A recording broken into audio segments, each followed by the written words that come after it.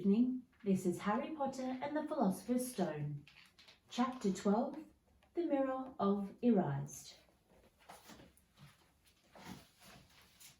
Christmas was coming. One morning in mid-December, Hogwarts woke to find itself covered in several feet of snow. The lake froze solid, and the Weasley twins were punished for bewitching several snowballs so that they followed Quirrell around, bouncing off the back of his turban. The few owls that managed to battle their way through the stormy sky to deliver post had been nursed back to health by Hagrid before they could fly off again. No one could wait for the holidays to start. While the Gryffindor common room and the Great Hall had roaring fires, the draughty corridors and became icy, and a bitter wind rattled the windows in the classrooms. Worst of all were Professor Snape's classes down in the dungeons, where their breath rose in a mist before them as they kept as close as possible to their hot cauldrons. "I do feel so sorry," said Draco Malfoy in one's potions class, "for all those who have to stay at Hogwarts for Christmas, because they're not wanted at home." He was looking over at Harry as he spoke. Crabbe and Goyle chuckled. Harry, who was measuring out pouted spine of lionfish, ignored them. Malfoy had been even more unpleasant than usual since the Quidditch match.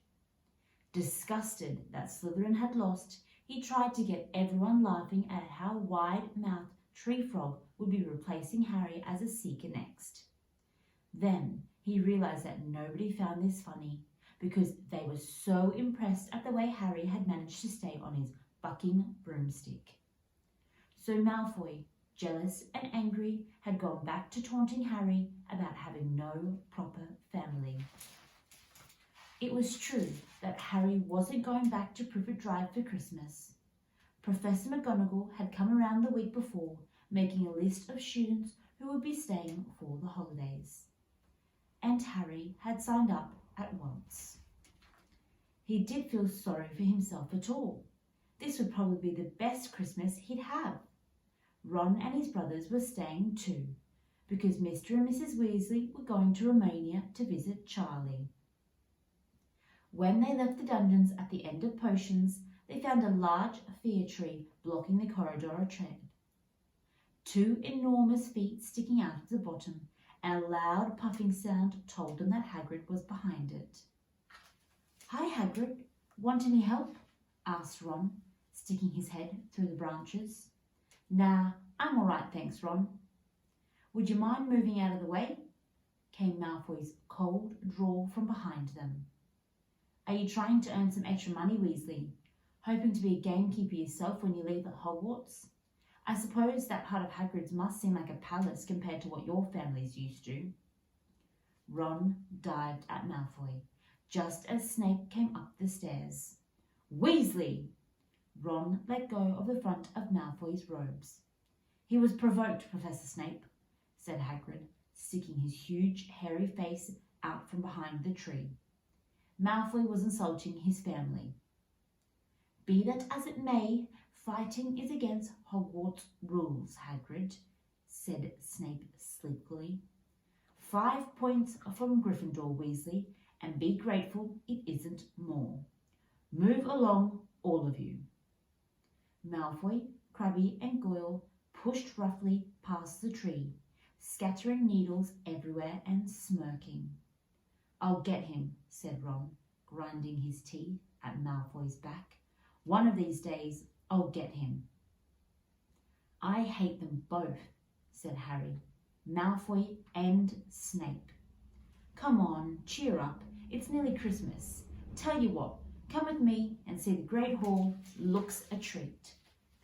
So Harry, Ron and Hermione followed Hagrid and his tree off to the Great Hall, where Professor McGonagall and Professor Flitwick were busy with the Christmas decorations. "Ah, Hagrid, the last tree. Put it in the far corner, would you?" The hall looked spectacular. Festoons of holly and mistletoe hung all around the walls, and no fewer than 12 towering Christmas trees stood around the room, some sparkling with tiny icicles, some glittering with hundreds of candles. "How many days you got left until your holidays?" Hagrid asked. "Just one," said Hermione. "And that reminds me. Harry, Ron, we've got half an hour before lunch. We should be in the library." "Oh yeah, you're right," said Ron, tearing his eyes away from Professor Flitwick, who had golden baubles blossoming out of his wand and was trailing them all over the branches of the new tree. "The library," said Hagrid, following them out of the hall. "Just before the holidays. Bit keen, aren't you?" "Oh, we're not working," Harry told him brightly. "Ever since you mentioned Nicholas Flamel, we've been trying to find out who he is." "You what?" Hagrid looked shocked. "Listen here, I've told you, drop it. It's nothing to you what the dog's garden. We just want to know who Nicholas Flamel is. That's all," said Hermione. "Unless you'd like to tell us and save us the trouble," Harry added. "We mustn't been through hundreds of books already and we can't find him anywhere.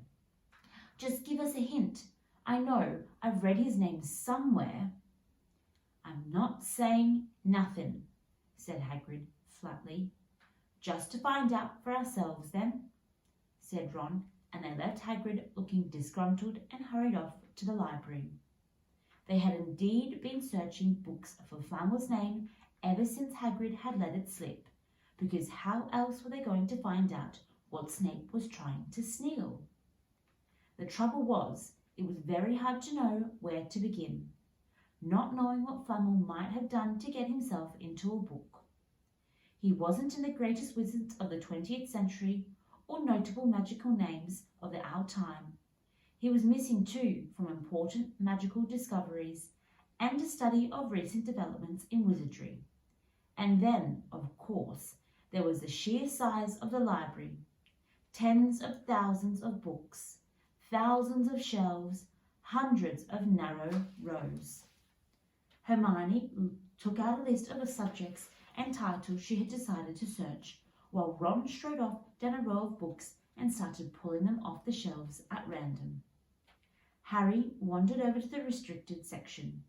He had been wondering for a while if Flamel wasn't somewhere in here. Unfortunately, you needed a special signed note from one of the teachers to look in any of the restricted books, and he knew he'd never get one. There were the books containing powerful dark magic, never taught at Hogwarts and only read by older students studying advanced defense against the dark arts. "What are you looking for, boy?" "Nothing," said Harry. Madame Pince, the librarian, brandished a feather duster at him. "You better get out, then. Go, get out." Wishing he'd be a bit quicker at thinking up a story, Harry left the library. He, Ron and Hermione had already agreed they'd better not ask Madame Pince where to find Flamel. They were sure she'd be able to tell them, but they couldn't risk Snape hearing what they were up to. Harry waited outside in the corridor to see if the other two had found anything, but he wasn't very hopeful. They had been looking for a fortnight after all, but as they only had odd moments between lessons, it was surprisingly they found nothing at all. What they needed was a nice long search without Madame Pince breathing down their necks. 5 minutes later, Ron and Hermione joined them, shaking their heads. They went off to lunch. "You will keep looking while I'm away, won't you?" said Hermione. "And send me an owl if you find anything." "And you could ask your parents if they know who Flamel is," said Ron. "It'd be safe to ask them." "Very safe, as they're both dentists," said Hermione. Once the holidays had started, Ron and Harry were having too good of a time to think much about Flamel. They had the dormitory to themselves, and the common room was far emptier than usual, so they were able to get the good armchairs by the fire. They sat by the hour eating anything they could spare a fork toasting, bread, crumpets, marshmallows, and plotting ways of getting Malfoy expelled, which were fun to talk about, even if they wouldn't work. Ron also started teaching Harry wizard chess. It was exactly like Muggle chess, except the figures were alive, which made it a lot like directing troops in a battle. Ron's set was very old and battered. Like everything else he owned, it had once belonged to someone else in his family. In this case, his grandfather. However, old chessmen weren't a drawback at all. Ron knew them so well he never had any trouble telling them what to do. Harry played with chessmen Seamus Finnegan had lent him, and they didn't trust him at all. He wasn't a very good player yet, and they kept shouting different bits of advice at him, which was so confusing. "Don't send me there. Can't you see his knight? Send him there. You can't afford to lose him." On Christmas Eve, Harry went to bed looking forward to the next day, for the food and the fun, but not expecting any presents at all. When he woke early next morning, however, the first thing he saw was a small pile of packages at the foot of his bed. "Happy Christmas," said Ron sleepily as Harry scrambled out of bed and pulled on his dressing gown. "You too," said Harry. "Will you look at this? I've got some presents." "What did you expect? Turnips," said Ron, turning to his own pile, which was a lot bigger than Harry's. Harry picked up the top parcel. It was wrapped in thick brown paper, and scrawled across it was "To Harry from Hagrid." Inside was a roughly cut wooden flute. Hagrid had obviously whittled it himself. Harry blew it. It sounded a bit like an owl. A second, very small parcel contained a note. "When you received your message and enclose your Christmas present, from Uncle Vernon and Aunt Petunia." Sellotaped to the note was a 50-pence piece. "That's friendly," said Harry. Ron was fascinated by the 50p pence. "Weird," he said. "What a shape. This is money?" "You can keep it," said Harry, laughing at how pleased Ron was. "Hagrid and my aunt and uncle, so who sent these?" "I think I know whose that one's from," said Ron, going a bit pink and pointing to a very, very lumpy parcel. "My mum. I told her you didn't expect any presents, and, oh no," he groaned, "she's made you a Weasley jumper." Harry had torn open the parcel to find a thick, hand-knitted sweater in emerald green and a large box of homemade fudge. "Every year she makes us a jumper," said Ron, unwrapping his own, "and mine's always maroon." "That's really nice of her," said Harry, trying the fudge, which was very tasty. His next present also contained sweets, a large box of chocolate frogs from Hermione. This left only one parcel. Harry picked it up and felt it. It was very light. He unwrapped it. Something fluid and silvery grey went slithering to the floor, where it lay in gleaming folds. Ron gasped. "I've heard of those," he said in a hushed voice, dropping the box of every flavour of beans he'd gotten from Hermione. "If that's what I think it is, they're very rare and really valuable." "What is it?" Harry picked up the shining silvery cloth off the floor. It was strange to touch, like water woven into material. "It's an invisibility cloak," said Ron, a look of awe on his face. "I'm sure it is. Try it on." Harry threw the cloak around his shoulders, and Ron gave a yell. "It is! Look down!" Harry looked down at his feet, but they had gone. He dashed to the mirror. Sure enough, his reflection looked back at him, just his head suspended in mid-air, his body completely invisible. He pulled the cloak over his head and his reflection vanished completely. "There's a note," said Ron suddenly. "A note fell out of it." Harry pulled the cloak off and seized the letter, written in narrow, loopy writing he had never seen before, with the following words: "Your father left this in my possession before he died. It is time it was returned to you. Use it well. A very Merry Christmas to you."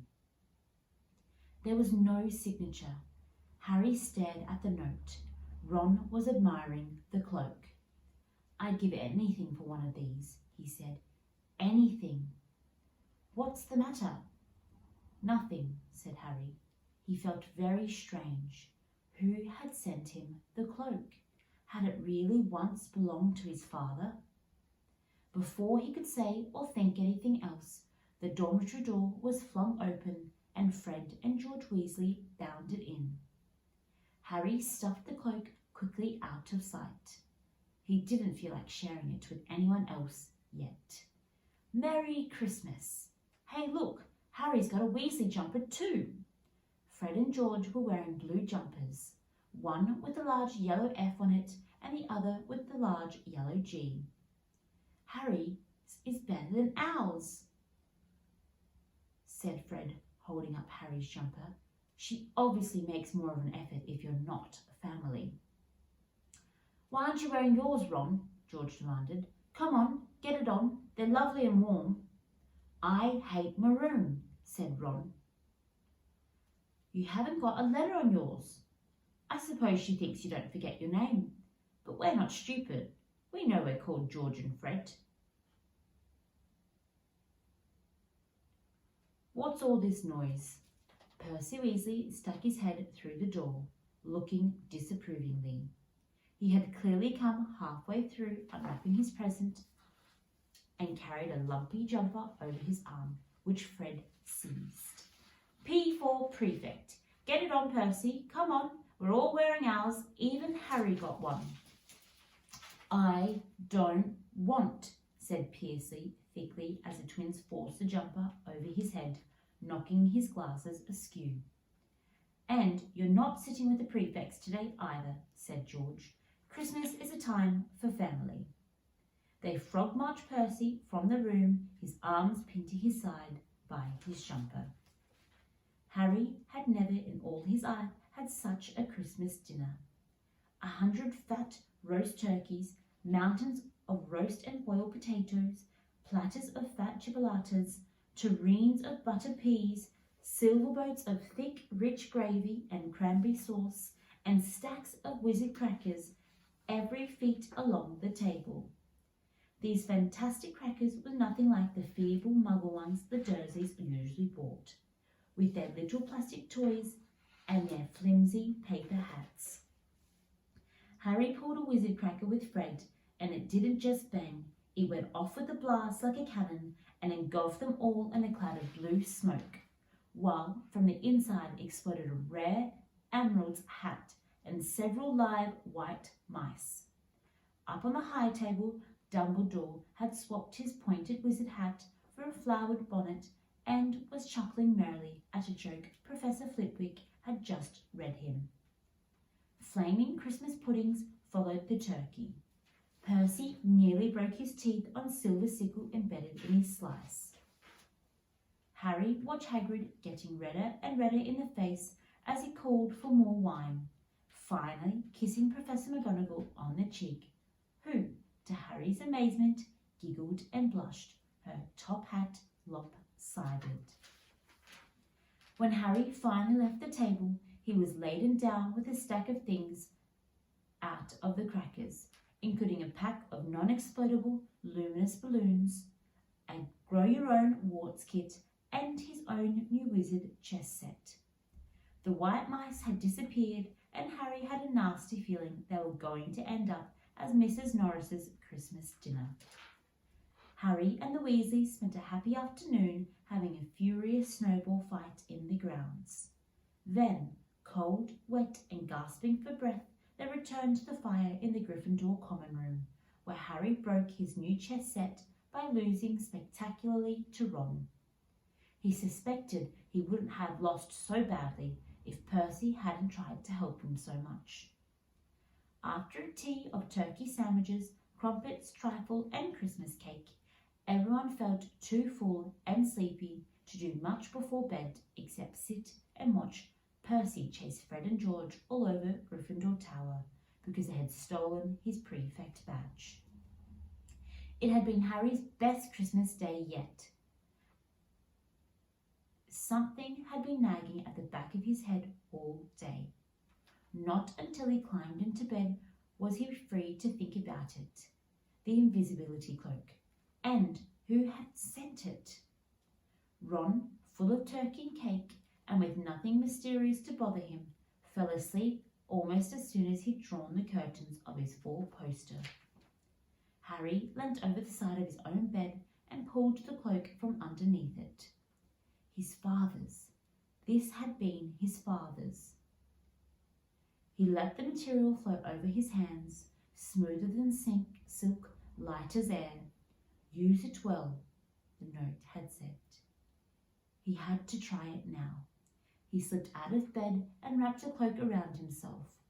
Looking down at his legs, he only saw moonlight and shadows. It was a very funny feeling. Use it well. Suddenly, Harry felt wide awake. The whole of Hogwarts was open to him in this cloak. Excitement flooded through him as he stood there in the dark and silence.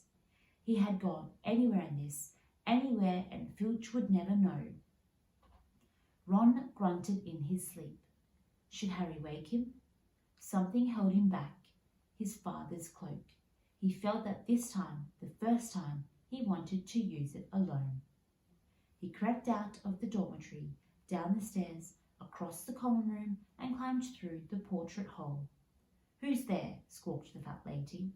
Harry said nothing. He walked quickly down the corridor. Where should he go? He stopped, his heart racing, and thought. And then it came to him. The restricted section in the library. He'd be able to read as long as he'd like, as long as it took to find out who Flamel was. He set off, drawing the invisibility cloak tight around him as he walked. The library was pitch black and very eerie. Harry lit a lamp to see his way along the row of books. The lamp looked as if it was floating along in mid-air, and even though Harry could feel his arm supporting it, it gave him the creeps.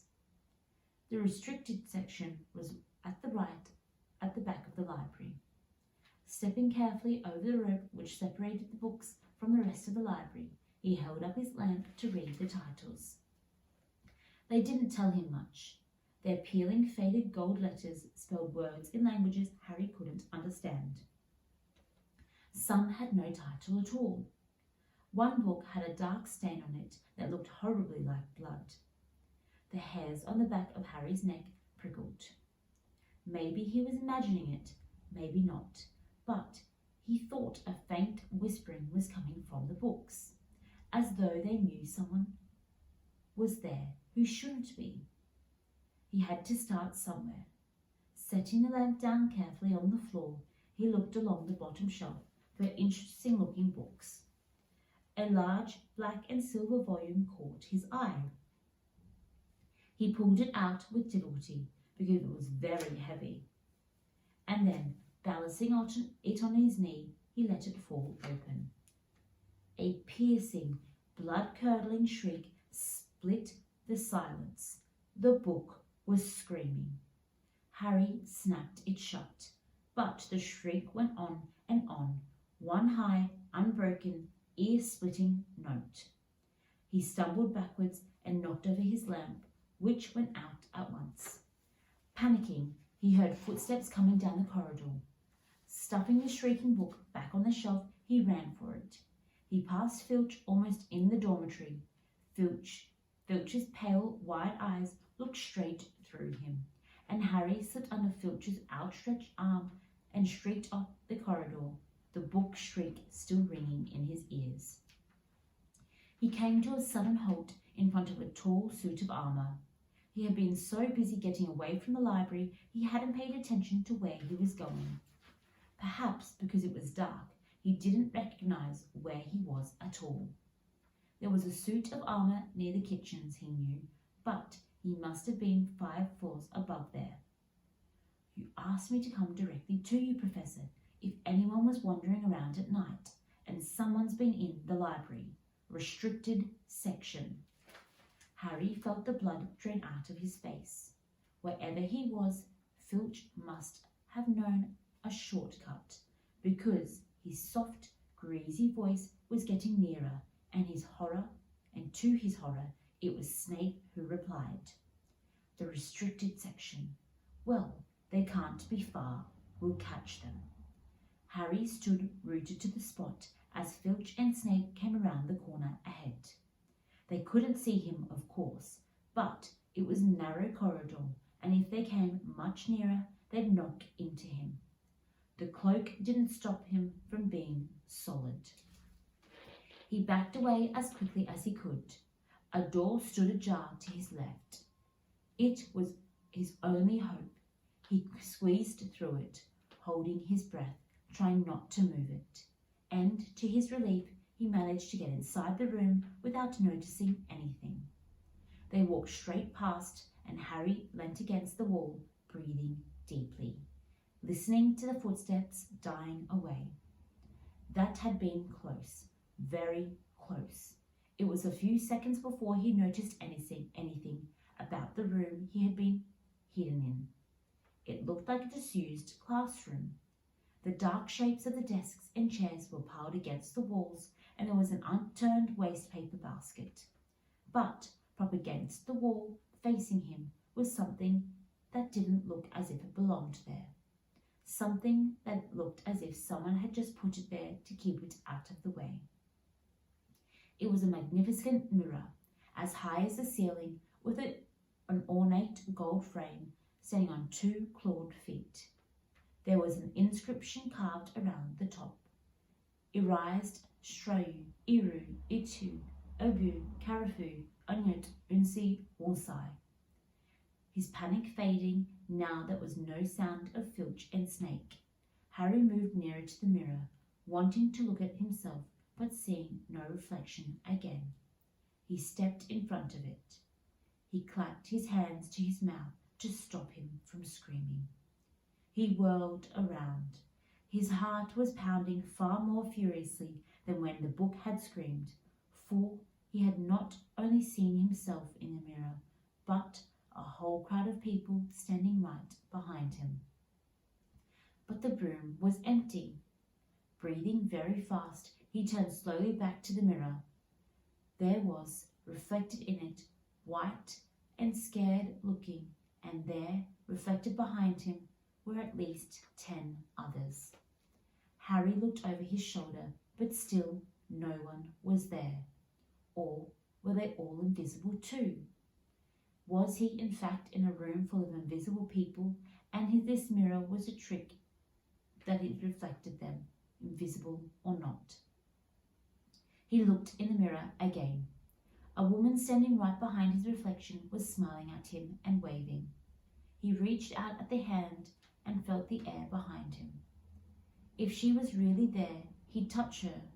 Their reflections were so close together, but he only felt air. She and the others existed only in the mirror. She was a very pretty woman. She had dark red hair, and her eyes are just like mine, Harry thought, edging a little closer to the glass. Bright green, exactly the same shape, but then he noticed that she was crying, smiling but crying at the same time. The tall, thin, black-haired man standing next to her put his arm around her. He wore glasses, and his hair was very untidy. It stuck up at the back, just like Harry's did. Harry was so close to the mirror now that his nose was nearly touching, that as if his own reflection. "Mum," he whispered. "Dad?" They just looked at him, smiling.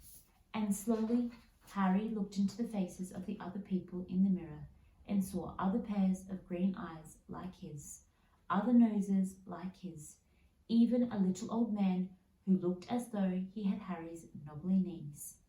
Harry was looking at his family for the first time in his life. The Potters smiled and waved at Harry, and he stared hungrily back at them. His hands pressed flat against the glass as though he was hoping to fall through it and reach them. He had a powerful kind of ache inside him, half joy, half terrible sadness. How long he stood there he didn't know. The reflections did not fade, and he looked and looked until a distant noise brought him back to his senses. He couldn't stay here. He had to find his way back to bed. He tore his eyes away from his mother's face, whispered, "I'll come back," and hurried off to his room. "You could have woken me up," said Harry crossly. "You can come tonight. I'm going back. I want to show you the mirror." "I'd like to see you and your mum," said Ron eagerly. "And I want to see all your family, all the Weasleys. You'll be able to show me your other brothers and everyone." "You can see them any old time," said Ron. "Just come around my house this summer. Anyway, maybe it only shows dead people. Some shame about not finding Flummel, though. Have some bacon or something. You aren't eating anything." Harry couldn't eat. He had seen his parents, and he would be seeing them again tonight. He had almost forgotten about Flummel. It didn't seem very important anymore. Who cared what the three-headed dog was guarding? What did it matter if Snape stole it? Really? "Are you all right?" said Ron. "You look odd." What Harry feared most was that he might not be able to find where the mirror was again.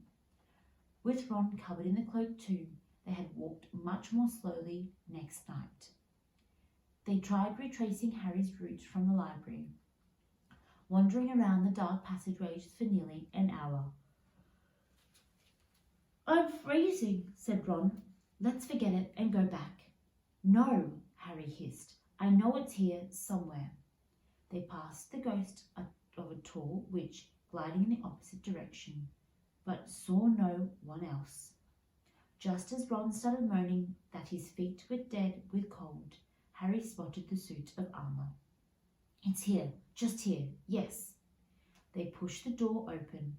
Harry dropped the cloak from around his shoulders and ran to the mirror. There they were. His mother and his father beamed at the sight of him. "See, Harry?" whispered. "I can't see anything. Look at them. There's loads of them. I can only see you. Look at it properly. Go on, stand where I am." Harry stepped aside, but with Ron in front of the mirror, he couldn't see his family anymore. Just Ron in his paisley pyjamas. Ron, though, was staring transfixed at his image. "Look at me," he said. "Can you see all your family standing around you?" "No, I'm alone, but I'm different. I look older, and I'm head boy." "What?" "I am. I'm wearing the badge like Bill used to, and I'm holding the house cup and the Quidditch cup. I'm Quidditch captain too." Ron tore his eyes away from this splendid sight to look excitedly at Harry. "Do you think this mirror shows the future?" "How can it? All my family are dead. Let me have another look. You had it to yourself all last night. Give me a bit more time." "You're only holding the Quidditch cup. What's interesting about that? I want to see my parents." "Don't push me." A sudden noise outside the garage door put an end to the discussion.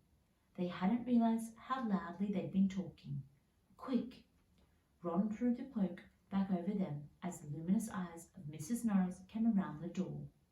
Ron and Harry stood still, both thinking the same thing. Did the cloak work on Klutz? After what seemed ages, she turned and left.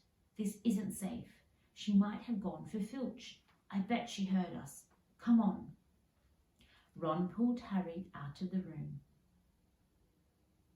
The snow still hadn't melted next morning. "Want to play chess, Harry?" said Ron. "No." Why don't we go down and visit Hagrid? No, you go. I know what you're thinking about, Harry. That mirror. Don't go back tonight. Why not? I don't know. I've just got a bad feeling about it. And anyway, you've had too many close shaves already. Filch, Snape, and Mrs. Norris are wandering around. So, what if they can't see you? What if they walk into you? What if you knock over something? You sound like Hermione. I'm serious, Harry. Don't go. But Harry only had one thought in his head, which was to get back in front of the mirror, and Ron wasn't going to stop him. The third night he found his way more quickly than before. He was walking so fast he knew he was making more noise than wise, but he didn't meet anyone.